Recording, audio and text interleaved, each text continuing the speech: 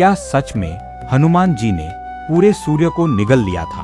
अगर हाँ, तो फिर पूरी दुनिया में अंधेरा कैसे छा गया और आखिर देवताओं ने सूर्य को वापस कैसे निकाला?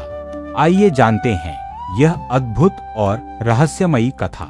यह कथा त्रेता युग की है, जब माता अंजना के घर पवनदेव के आशीर्वाद से भगवान शिव के अंशावतार हनुमान जी का जन्म हुआ। जन्म से ही वे अत्यंत बलवान, तेजस्वी और चंचल थे। एक सुबह माता अंजना उन्हें आश्रम में छोड़कर फल लाने वन चली गईं। उसी समय छोटे हनुमान को बहुत तेज भूख लगी।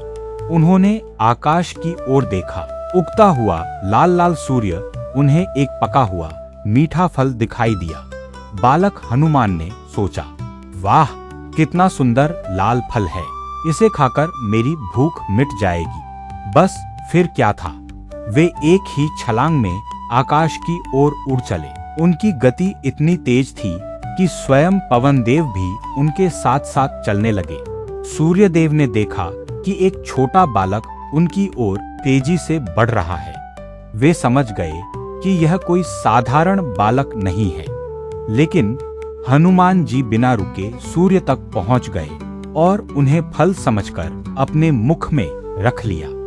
जैसे ही सूर्य हनुमान जी के मुख में गया, पूरे ब्रह्मांड में अंधेरा फैल गया। दिन अचानक रात में बदल गया। धरती पर यज्ञ रुक गए। ऋषि मुनि चिंतित हो गए। देवताओं के लोकों में भी हलचल मच गई। चारों ओर केवल अंधकार ही अंधकार था। कथा के अनुसार उसी दिन सूर्य पर ग्रहण लगने का समय भी था। राहु सूर्य को ग्रसने जा रहा था। लेकिन जब राहु वहां पहुंचा तो उसने देखा कि सूर्य पहले से ही किसी और के मुख में है। राहु घबरा गया।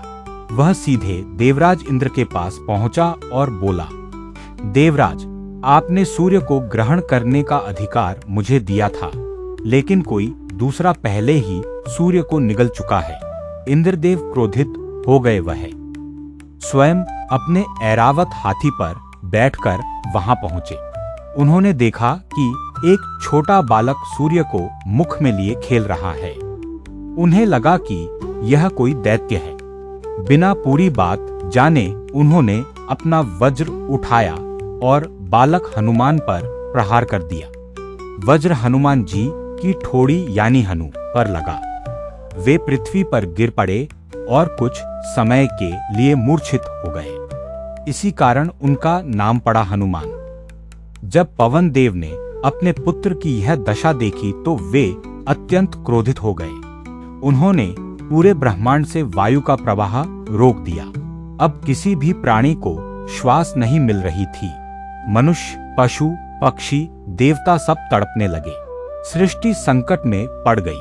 सभी देवता भगवान ब्रह्मा जी के साथ पवन देव के पास पहुंचे। ब्रह्मा जी ने बालक हनुमान के सिर पर हाथ रखा। वे तुरंत स्वस्थ होकर उठ बैठे। सूर्यदेव भी उनके मुख से बाहर आ गए और फिर से पूरे संसार में प्रकाश फैल गया।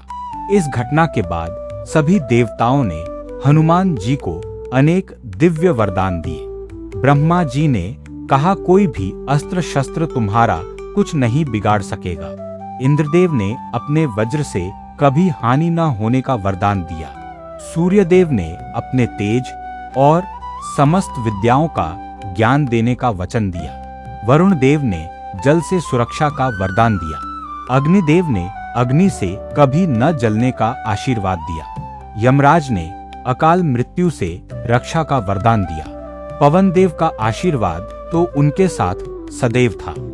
इन्हीं वरदानों के कारण हनुमान जी आगे चलकर भगवान राम के सबसे महान भक्त और सेवक बने। यह कथा हमें सिखाती है कि सच्ची शक्ति का उपयोग सदैव धर्म और सेवा के लिए होना चाहिए। बालक हनुमान की सरलता, निडरता और निष्कपट भाव उन्हें देवताओं का प्रिय बनाते हैं।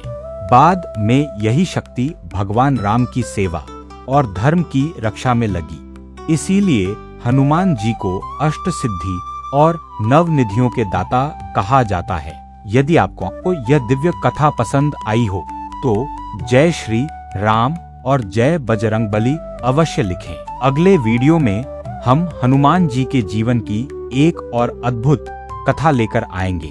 तब तक के लिए नमस्कार।